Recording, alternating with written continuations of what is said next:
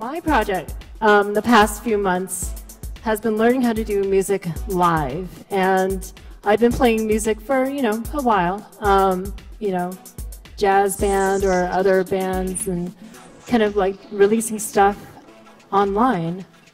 But what I wanted to do more recently was to get back into the music scene and actually kind of do it in kind of a different way.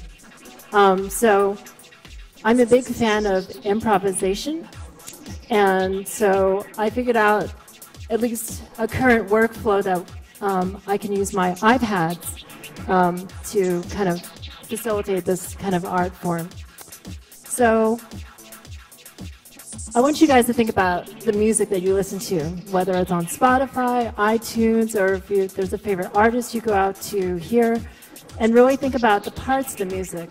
Because, music is really made up of lots of different things. You have, some of your main instruments like your piano or your guitars, your bass, your drums, and that kind of mesh of all the sounds, they kind of, they create a texture that moves you emotionally, and it kind of helps connect with some, like, the feeling at the moment. And one of the challenges that, when you're a solo performer, you don't have a lot of options when you're trying to get kind of like a full sound with all those different instruments, and you only have one person. So actually this guy, Beardy Man, he's actually figured out how to do a lot of this kind of like live looping stuff. He's using, and it's kind of hard to see on the screen, but there's a whole row of these small units, and those ones are actually these chaos pads. So a chaos pad is just a synthesizer, but it's also a loop machine and other things. I'm not actually using that, the chaos pad as a loop device. I'm actually using the iPad as a looping device, and I'll get more into that later. Speaking of devices, when you think about how other people do audio looping, often you will see YouTube videos where people have this kind of like a loop pedal, kind of like a stomp box. So they can plug their guitars, their keyboards, their microphones in, and then they can set up one loop and then loop on top of that. And then in that way, they actually get that full range of texture that we've been looking for, and they can do it, just as one person, which is really cool. But I wanted to try a different challenge since I work in the software industry. I wanted to actually see what I could do by actually just figuring out how to do it in software. And there's actually a lot of really interesting loop options now. So if you're on like an iPad, iPhone, there's even lots of Android software that can do looping stuff. For me, my weapon of choice happens to be Nano Studio. A lot of that just happens to be the portability aspect, because I can use it on all of my devices. So if I'm on the train, I can actually compose, on my iPhone, and then later on play it right back, I can play it back on the iPad. So for me, it's convenience. But there's lots of our software that actually does that. And so what I'm going to do is a very, very short demo on actually how to build a song in real time with looping. And so some of the parts of a song that you'll want to hear, a song that kind of makes you energized, a song that sounds great, usually has these kinds of parts to it. You got your drums as your foundation. You got your bass also as a foundation instrument, but it's also setting the tonic, it's setting the mood, the key, whatever you want to call it. On top of that, you layer some sort of other texture like pads and accents. And then on top of that, you sing, you write a melody, you do other things, you use a soundboard. It's me, Mario. So you can do all that stuff, and you can do it in real time. So I'm going to start with the drums. That's the most easy thing for me to do. And my trick for doing this is I lay down the drums by using a metronome. So one of the things, you hear a little beep, I think. Wait, hold on. Let's get some more audio on this thing. Can we turn up the audio on this? Is there audio? Can you turn up more on the station? Otherwise, it's going to be a very, very silent demo, and you'll have to imagine there's sound going on.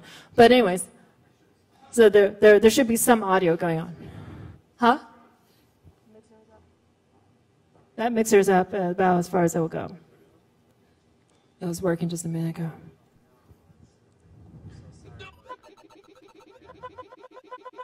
Louder, louder, louder. You can do it. You can do it. Louder.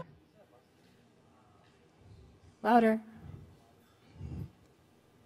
Technical difficulties. Anyways, I'll keep talking while they're figuring it out, because once we start hearing the beep, then we know that we've got enough volume going on.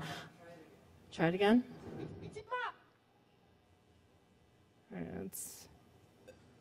There we go. That's better. So what you're hearing is just a simple metronome, and it's counting off beats.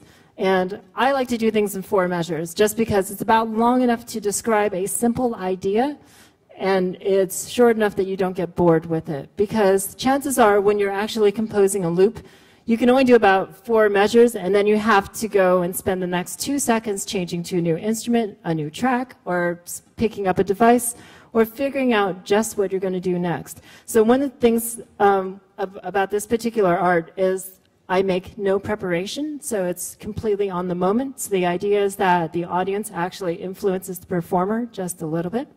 If you guys are enjoying it, we turn the music up. If you're not enjoying it, I slow it down and I'll do something different. So it's responsive music design. Yeah. And so on top of that, we're going to lay some bass, and then some pads, accents, melody, leads. So now I'm just going to give a quick demonstration of what's going on up here for the equipment. I have a pretty standard USB keyboard. This thing can, you can connect it to Logic, GarageBand, Cubase, Sonar, whatever. This one happens to be going directly into the iPad, and then through the iPad to the effects box. And that all stuff kind of hooks up logically like this. I have my control surface, I get my sounds, my looping, my effects chain, and that right there is actually, like 99% of stuff. But I wanted to add a little more texture to it, so my actual setup on this table looks more like this. So the keyboard, iPad, KP3, that all is like foundation elements. The iPad mini and the iPhone are just kind of adding stuff on top of that. So hopefully I can figure out how to hold a microphone and actually do this at the same time. So I have a whole bunch of drum kits set up, so I'm just going to start a metronome. And once again, this metronome is going for 4 measures.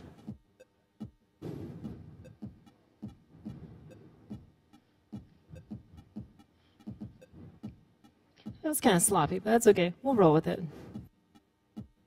1, 2, 3, 4.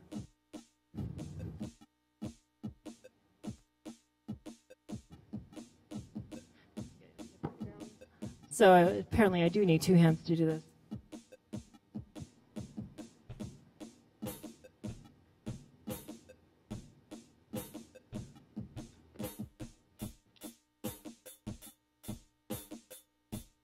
So just laying on some drums. Now we're going to switch over to another instrument. So there are multiple layers you can add on top.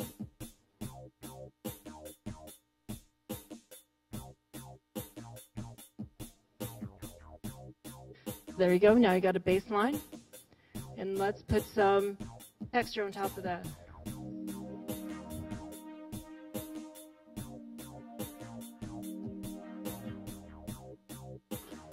Yeah, I'm going to record that.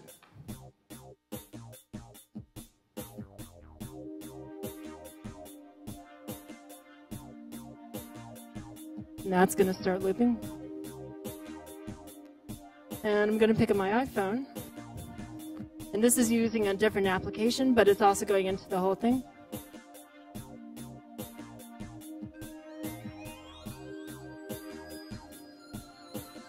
It's called Thumb Jam.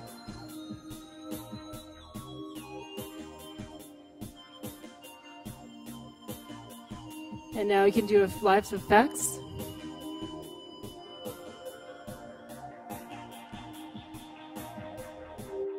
And now the real trick is figuring out how to actually change keys. So you have a bass that's laying down that tonic. It's pretty strong. So usually you pick a nice punchy instrument.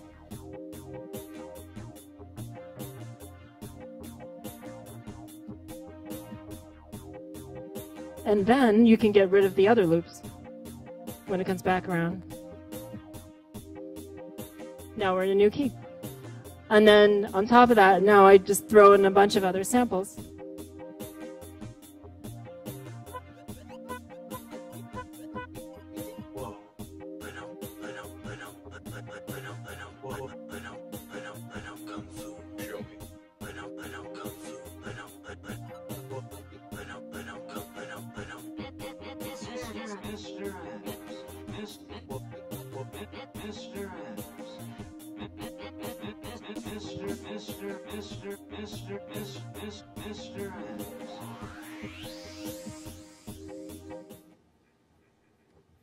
That's kind of the demo. So, anyways, so my name is Annie, and you can go to ani-web.com if you want to hear more, and enjoy the show. Thanks, Amy. I'd like to know how many people have been at the actual festival, October 27th. Okay, so yeah, wow, okay, so a bunch of new people. So you're coming back to actually check it out. That's cool, that's cool. I don't know if you guys knew, but we had 5 floors of goodness. And each floor we had DJs like Cami in each floor, and every hour we change DJs. So how many DJs we had? Let's see. 3 floors, switching off every hour. I don't know. It was somewhere around 40. Hi, I'm Starpaws, Jordan. And yeah, A&I was one of our most exciting musicians that we had out that night. But we had like a wide variety of eclectic electronic sounds. A lot of it under the Creative Commons. If anybody's familiar with that, it's a way to license your music and art so that it's shareable and remixable. It's their like 10th year anniversary. So it's great to have a lot of Creative Commons and net label artists out. If you go to CODAME.com, you can go and listen to all their music and download a lot of it. And we'll be sifting through recordings we made from the entire night and extracting people's sets and posting those throughout the next year and from parties as we keep on doing them. So, yeah, go and download music and enjoy it. And thanks for coming out tonight.